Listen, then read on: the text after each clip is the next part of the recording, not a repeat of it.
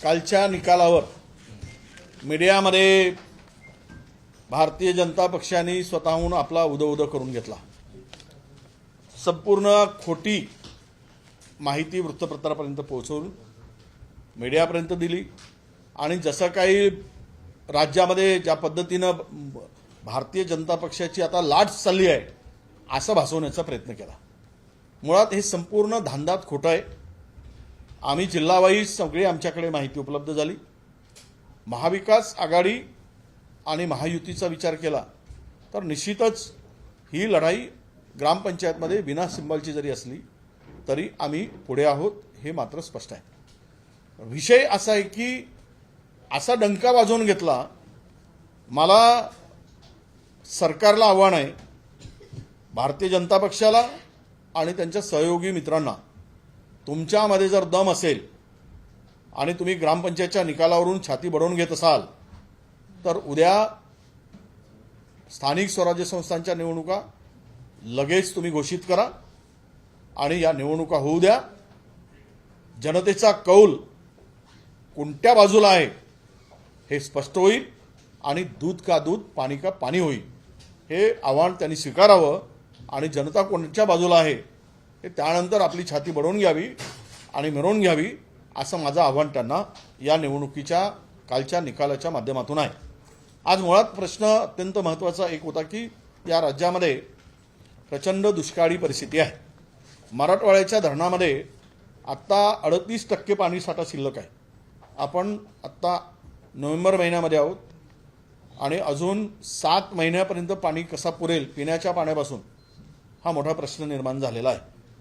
कारण मागच्या वेळीच्या धरणाच्या तुलनेमध्ये आपण जर पाहिलं तर औरंगाबादमध्ये मागच्या वेळेस जवळपास 82% पाणीसाठा या धरणामध्ये होता। आत्ता केवळ 38.98% पाणीसाठा आहे। म्हणजेच पाणी अत्यल्प पडला, पाऊस अपुरा पडला आणि त्यामुळे राज्यामध्ये दुष्काळी परिस्थिती आहे हे आता सिद्ध झालेलं आहे।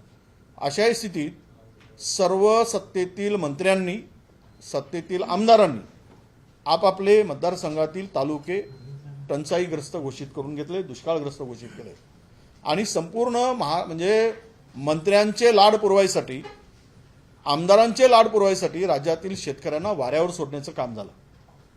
आमची मागणी अशी होती की या राज्यामध्ये प्रचंड दुष्काळ आहे, पाऊस अपुरा पडला आहे, सोयाबीनचं पीक हातातून गेलेलं आहे, कापसाचं पीक हातातून गेलेलं आहे आणि कर्नाटकाच्या धर्तीवर हे राज्य दुष्काळग्रस्त घोषित करावं आणि संपूर्ण राज्यामध्ये त्याला फायदा द्यावा, शेतकऱ्याला न्याय द्यावा, अशी आमची भूमिका स्पष्टपणे होती। परंतु या सरकारच्या खरं तर हे दुष्काळ घोषित करताना यांच्या बौद्धिक दुष्काळच आता असल्याची परिस्थिती या राज्यामध्ये निर्माण झालेली आहे। याचं कारणही असं आहे की यामध्ये दुष्काळ जाहीर करण्यासाठी दुसऱ्या टप्प्याचा तालुक्याचा विचार करण्याची आता त्यांना बुद्धी सुचते आहे। पहिल्यांदा 40 तालुके केलेत, आता त्यांना ती बुद्धी सुचली आहे। म्हणून आमचं म्हणणं असं होतं की तुम्ही आमदारांच्या दिवाळी करण्यासाठी तुम्ही फार पुढे आहात, पण शेतकऱ्यांची दिवाळीचं काय? आणि म्हणून शेतकऱ्यांच्या दिवाळीच्यासाठी आता तुम्ही दिवाळी गोळ करण्यासाठी ह्या संपूर्ण महाराष्ट्र दुष्काळग्रस्त घोषित करावा, अशी आमची त्यांना मागणी आहे। कोकणातील परिस्थिती, आंबा बागायतदार जो आहे, काजू बागायतदार आहे, यांना पीक विम्याचे 81 कोटी रुपये मंजूर झाले, पण हा परतावा अजून मिळाला नाही वर्षभर लुटून। म्हणजे काय चाललं आहे? राज्याच्या तिजोरीतून आणि केंद्राच्या तिजोरीतून पीक विमा कंपन्यांना तुम्ही 7,500 कोटी रुपये तुम्ही दिलात। 7,500 कोटी रुपयातून या राज्यामध्ये पीक विम्याच्या पोटी जर आजचा हिशोब काढला तर केवळ 1,300 कोटी रुपयाचा परतावा शेतकऱ्यांना मिळतोय। म्हणजेच प्रचंड फायदा हा शेतकऱ्यांच्या नावावर या कंपन्यांचा करण्याचा तुम्ही धंदा सुरू केलाय। त्याच्यातील टक्केवारी तुम्हाला मिळते का, हा खरा प्रश्न उपस्थित होतो आहे। टक्केवारी मिळत असल्यामुळे तुम्ही त्यांना फायदा करून देता का आणि शेतकऱ्याचा गळा घोटण्याचं काम करता का, ही परिस्थिती या राज्यामध्ये निर्माण झाली आहे। मला एवढंच सांगायचं आहे की सरकारने त्वरित तात्काळ हे राज्य दुष्काळग्रस्त घोषित करावं आणि शेतकऱ्याला न्याय द्यावा, पीक विम्याचे पैसे त्वरित द्यावेत, मागची थकबाकी जी आहे ती जी घोषित केलेली टंचाईमध्ये असेल, अतिवृष्टीमुळे असेल, ते मागचे जे काही देणे आहेत सरकारचे ते त्वरित सरकारने द्यावेत अशी सरकारकडे आमची या ठिकाणी आत्ता मागणी आहे. मी मुळात तुम्हाला एकच सांगतो की मागच्या वर्षीच्या तुलनेत महाराष्ट्रातील धरणातला साठा जो आहे तो साधारणतः मराठवाडा तर प्रचंड कमी आहे, पण इतरही विभागामध्ये तो मागच्या वर्षीच्या तुलनेमध्ये सरासरी आत्ताच्या याच्यात 17 ते 18% पाणीसाठा कमी आहे. म्हणजे पूर्ण राज्यातल्या संपूर्ण विभागवार धरणाची माहिती काढली तर त्याची आकडेवारी आत्ता आमच्याकडे उपलब्ध आहे. म्हणून हा महत्त्वाचा विषय आपल्यापुढे मांडलेला आहे. मला एक तिसरा विषय फार महत्त्वाचा होता की 2020 मध्ये या MPSC परीक्षा पास झालेत, हे स्थापत्य अभियांत्रिकी सेवेची 20 मध्ये पास झालेत आणि या पोरांना सगळ्या क्लास 1 क्लास 2च्या जवळपास 200 मुलं पास झालेल्यांना 3 वर्षापासून हे सरकार फिरवतं. मधामध्ये परीक्षा पास झाली 2020 मध्ये, 21 मध्ये त्यांचे त्यांची ऑर्डर काढायला पाहिजे होतं. त्यावेळेस कोर्टात केस व्हावी म्हणून आणि एजीचा ओपिनियन आलं नाही म्हणून थांबवलं गेलं 21 मध्ये. आणि 22 मध्ये आणि आजचा हे 1.5 वर्षामध्ये एजीचं ओपिनियन आलेलं नव्हतं. मी स्वतः एजीशी बोलून तुम्ही SCBCचे 10% होल्ड करून या सर्व मुलांना अभियांत्रिकीच्या पाटबंधारे आणि PWDच्या या विद्यार्थ्यांची नियुक्तीचे ऑर्डर काढा असं आग्रही मागणी केली. यामध्ये 15 दिवसाच्या पूर्वी आमचे रवींद्र चव्हाण PWDचे मिनिस्टर आहेत, त्यांच्याबरोबर बैठक झाली. त्यांनी ती फाईल मुख्यमंत्र्यांच्याकडे पाठवली आणि मुख्यमंत्र्यांकडून ते 10% जागा रिक्त ठेवून म्हणजे थांबवून 90% जागा भरण्याचा निर्णय झाला. अजूनही एज्युकेशनमध्ये फाईल पुढे जात नाही. या पोरांना जर पुढच्या डिसेंबरपर्यंत जर नियुक्तीचे ऑर्डर दिले नाही तर या संपूर्ण 200 पोरांना या नोकरीपासून वंचित राहावं लागेल. मोठ्या प्रमाणात जागा रिक्त आहेत आणि परीक्षा पास झालेत MPSCची मुलं. तुम्ही कंत्राटीनं जलसंधारण विभागामध्ये अभियंते भरताय आणि MPSCच्या पास झालेल्या पोरांना वगळण्याचं पाप करताय. या पोरांनी कष्ट उपसून यांच्या मायबापांनी 3-3 वर्षापासून वेटिंगवर राहायचं. म्हणून मी या संदर्भात लक्ष घालून बैठक घेतल्यानंतर आता पण बोललो आहे, सरकारने त्वरित या 200 अभियंत्याची यांच्या जीवनाशी खेळू नये. यातील अनेक पोरं आत्महत्या करतील. यांचे पालक मला येऊन भेटले.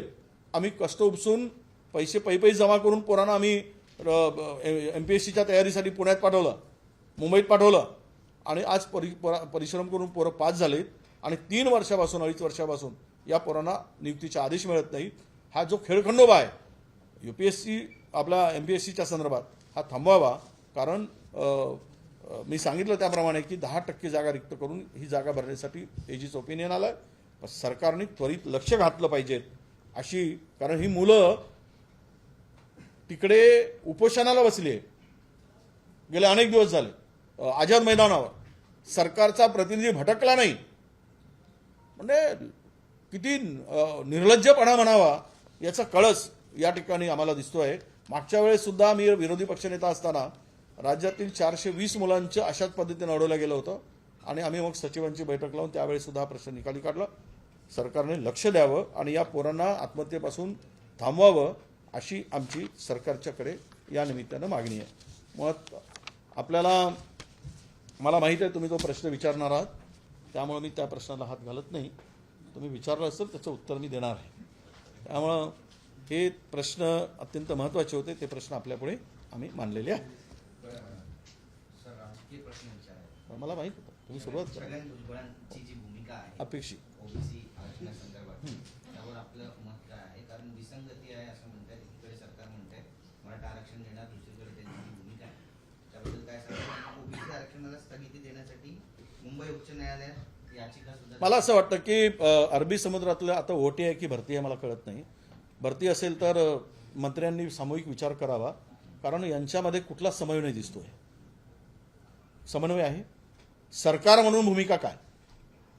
सरकारचा एक मंत्री एक भूमिका मांडतो, सरकारचे दुसरे मंत्री त्यावर वेगळी भूमिका मांडतात. मग सरकार म्हणून सामूहिक भूमिका आहे की नाही? तुम्हाला सरकार म्हणून सामूहिकपणे हे सरकार चालवायचं आहे की नाही? मंत्रिमंडळातील मंत्र्यावर मुख्यमंत्री म्हणून किंवा उपमुख्यमंत्री म्हणून त्यांचा कंट्रोल आहे की नाही? भूमिका स्पष्ट असली पाहिजे मराठा आंदोलनाच्या संदर्भात. मग ते ओबीसीचे नेते असताना भुजबळ साहेब जर असे म्हणत असतील, मग मी जर ओबीसीचा माणूस आहे, ती स्वाभाविक भावना आहे, ती स्वाभाविक त्याचं उत्तर आहे. तुम्ही ज्या पद्धतीनं हे प्रकरण हाताळलं, सरकार म्हणून तुम्हाला जे देता येईल मराठा समाजाला आरक्षण देण्याला विरोध असायचं काही कारण नाही. तुमची भूमिका होती की 50% आत आम्ही देणार नाही. भूमिका कोणी मांडली? सरकारने मांडली. त्यानंतर त्यांनी सांगितलं की आम्ही मराठवाड्यापुरती ओबीसीच्या कुणबी जातीच्या नोंदी तपासू. त्यानंतर मर्यादा मराठवाड्यापुरती होती. त्यानंतर संपूर्ण महाराष्ट्रासाठी जे आर काढला. महाराष्ट्रातील ओबीसीच्या जाती तपास, ओबीसीच्या आपला कुणबीच्या नोंदी तपासल्या जाणार. आणि ते झाल्यानंतर आता अशी मागणी येते की सरसकट मराठा समाजाला आरक्षण द्या. ती जी वारंवार भूमिका बदलते आहे, तर या भूमिकेवर नेमकी भूमिका सरकारची काय हे स्पष्ट होण्याची आवश्यकता आहे. आणि अशा स्थितीमध्ये की ज्या पद्धतीनं हे सरकार भरकटल्यासारखं वागतंय, सरकार मंत्री म्हणजे मागच्या वेळेस आपण पाहिलं मंत्रालयाला कुलूप लावलं, काही आमदारांनी जाऊन त्यांचे कॅप्टन आजारी आणि दुसऱ्या कॅप्टननी येऊन सांगितलं उपकॅप्टन आजारी. दुसरा उपकॅप्टन आलाय, ते म्हणतात की या संदर्भात आमची भूमिका अजून ठरलेली नाही, प्रचाराला गेले होते, त्यांची भूमिका ते मांडू शकले नाही. आता तर अशी परिस्थिती आहे, म्हणजे हे काय सरकार म्हणजे नियंत्रण सुटलेलं जहाज आहे, कॅप्टनचा काही कंट्रोल राहिलेला नाही, हे जहाज बुडण्याच्या तयारीत आहे असं वाटायला लागलं. जे एकूण परिस्थिती राज्यातली दिसते की सरकार म्हणून पहिल्यांदा तुम्ही कधी देणार आहात, दिलेल्या मुदतीत पहिला दिला नाही, दुसऱ्या मुदतीत देणार आहात का? तुमची भूमिका ओबीसीच्या संदर्भात काय असेल, मराठ्याच्या संदर्भात काय असेल? स्वाभाविक प्रतिक्रिया आहे. आज जे भुजबळ साहेबांची आलेली जी प्रतिक्रिया आली, ज्यावेळेस ज्या पद्धतीनं हे प्रकरण हाताळायला पाहिजे होतं, कदाचित मला कधी भीती वाटते की तुम्ही आपसात भांडून हा महाराष्ट्र उद्ध्वस्त करायचा आहे का? महाराष्ट्रात आग लावायची आहे का? ही काय तुमची अशी भूमिका आहे का? हे स्पष्टीकरण झालं पाहिजे. मराठा वर्सेस ओबीसी उभा करून महाराष्ट्राला अस्थिर करत असताना त्या अस्थिरतेच्या मागे महाराष्ट्राच्या राज्याची तिजोरी साफ करण्यासाठी तुम्ही टपून बसला आहात का? आणि साफ करणं सुरू झालेलं आहे. कुठेच खात्यामध्ये पैसे नाही, कुठले सगळे खात्याचं ठणठणाण सुरू आहे. कंत्राटदारांची बिलं थकलेली आहे मोठ्या प्रमाणात. मुंबई कॉर्पोरेशनच्या एफडी संपल्या, लायबिलिटी त्या एफडीच्या पलीकडे गेली, लूट सुरू झालेली आहे. कंत्राटचे कामांची मर्यादा किंमत ही वाढवली जात आहे. 2021 मध्ये जी कंत्राटाची मुदत होती ती आता डबल होत चालली आहे आणि वाढून आपण वाढली जात आहे. मला एवढंच सांगायचं आहे की हे भांडणं लावली, भांडणाचं सार काय? मी ओबीसी आहे, मला वाटतं की ओबीसीच्या आरक्षणाला धक्का लागू नये. मी मागणी केली, मुख्यमंत्र्यांची मागणी तीच आहे, उपमुख्यमंत्र्यांनी तेच सांगितलं आहे. सर्वपक्षीय बैठकीमध्ये त्यांनी तीच भूमिका मांडली. 50% आत आम्ही देणार नाही. मी मांडलं नाही, पण टार्गेट आम्हाला केलं गेलं ओबीसी नेत्यांना. जशी की आमचीच भूमिका आहे, सत्ताधाऱ्यांची भूमिका नाही. अशा पद्धतीनं आमच्या मोबाईलवर आम्हाला मेसेजेस, धमकी, या सगळ्या गोष्टी आल्या. आम्ही म्हटलं की ठीक आहे, आमची भूमिका आहे, आम्ही त्यावर संयम बाळगला, आम्ही आमच्या प्रतिक्रिया दिल्या नाही. परंतु समाज म्हणून आज जर नोंदी शोधायचं काम झालंय, मला हे कळत नाही. ओबीसीमध्ये आल्यानंतर जी मागणी होती आहे की सर्व आता संपून जाणार आहे, सगळं आलबेल होणार आहे.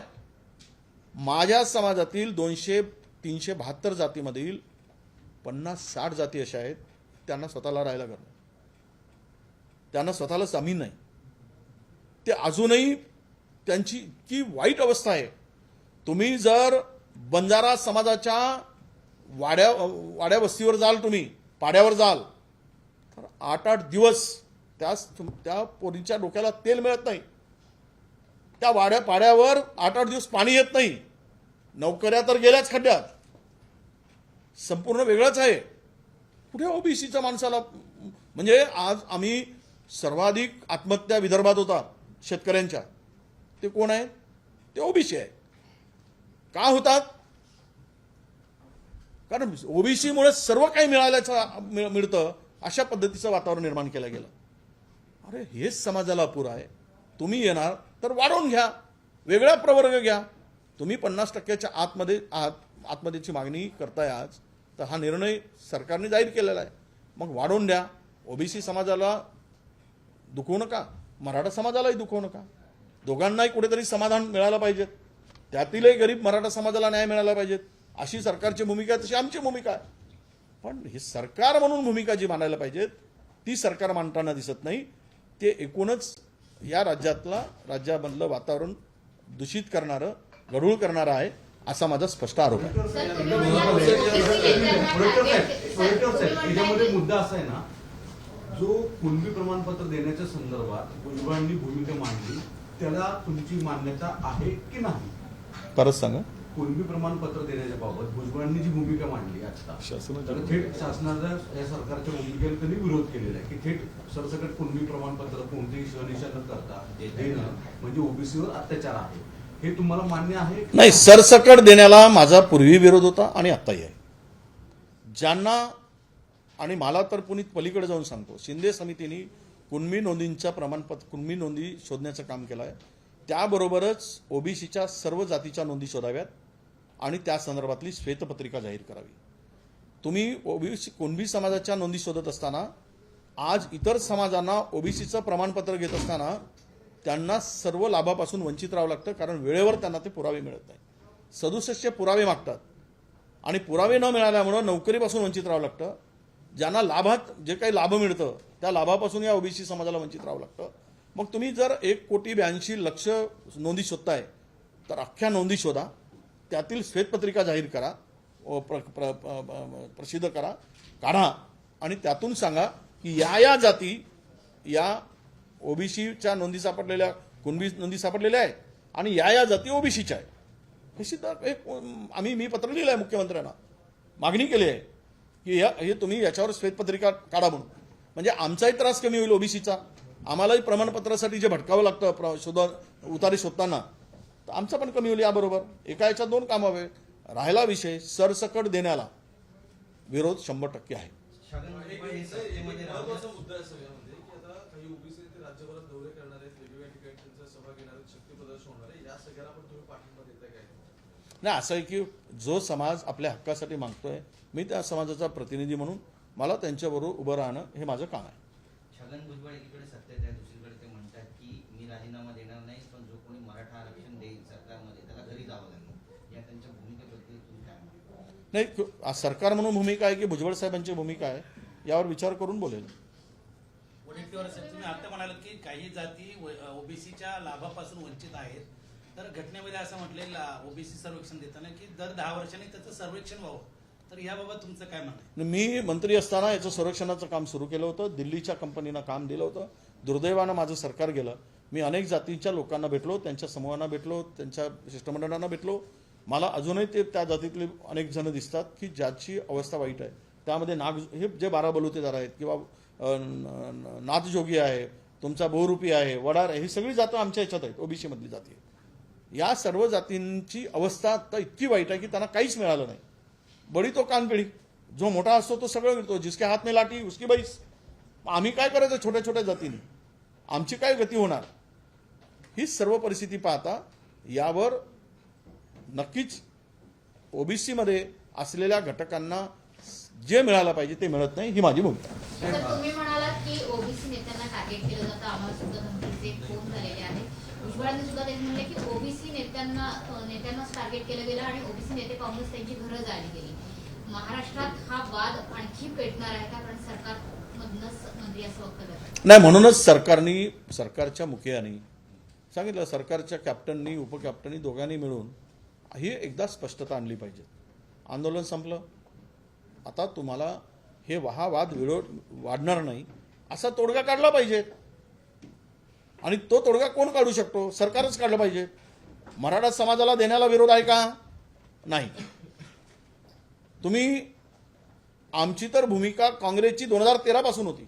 राणे समिती कोणी नियुक्त केली त्यावेळेस ठीक आहे, बापटांनी ते मान्य केलं नाही. त्यानंतर गायकवाड आले. गायकवाडांचा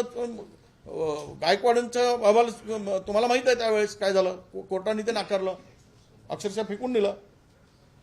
सर्वोच्च न्यायालयाने सांगितलं, हे बघा, कुठलाही कोणत्याही व्यक्तीला त्या ठिकाणी तुम्हाला मागास ठरवायचं असेल तर त्याची एक पद्धत आहे, त्या पद्धतीतून त्याला जावं लागेल.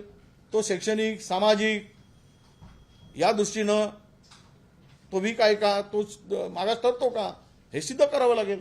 जे सिद्ध होतील आणि सिद्ध करून त्यांना देण्यासाठी कोणाचीच अडचण नाही.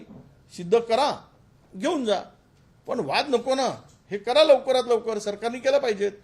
सरकारने भूमिका मांडावी की आम्ही हे करून घेऊ, नव्यानं करायचं असेल तर. पण तुम्ही वाद वाढवताय, दोन समाजामध्ये दुही निर्माण करताय. हे सरकार म्हणून आजची भूमिका दिसते आहे मला.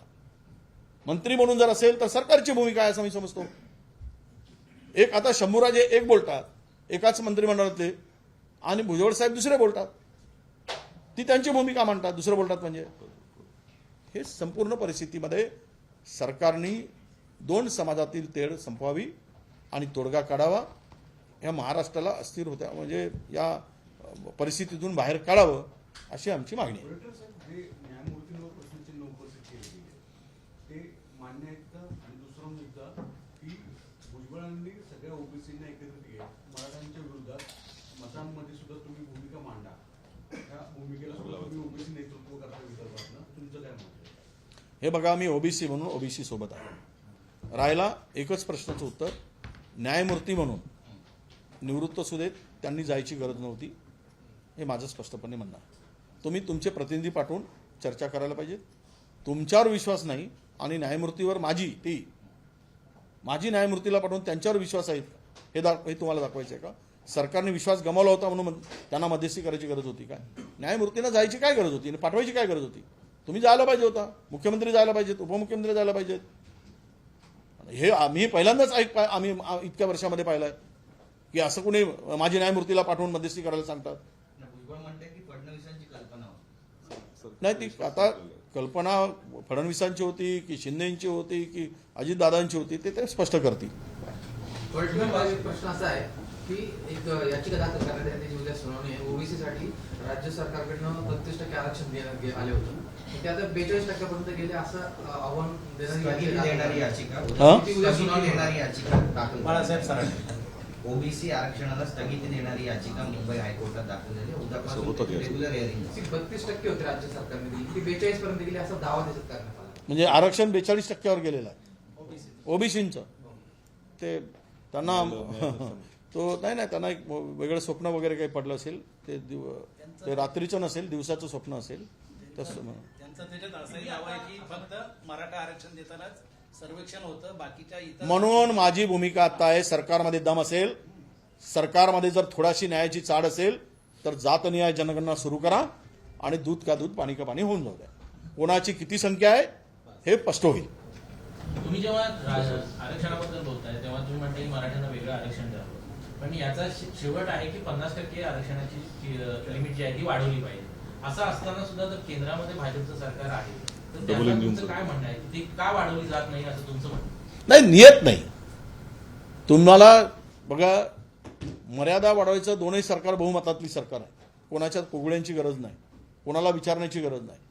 तुमची जर नियत साफ असती तर हा निर्णय केव्हाचाच संपला असता.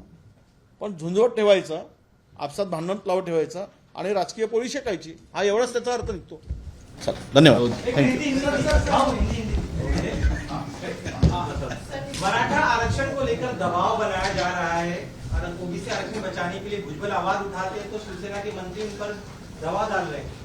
नहीं, देखिए, सरकार करके जो भूमिका होनी चाहिए, सरकार ने अपना इस बारे में दोनों समूह को रास्ता निकालकर ये आपस में दोनों समाज नहीं लड़े और महाराष्ट्र में भी शांति का माहौल बना रहे, इसका प्रयास सरकार करना चाहिए.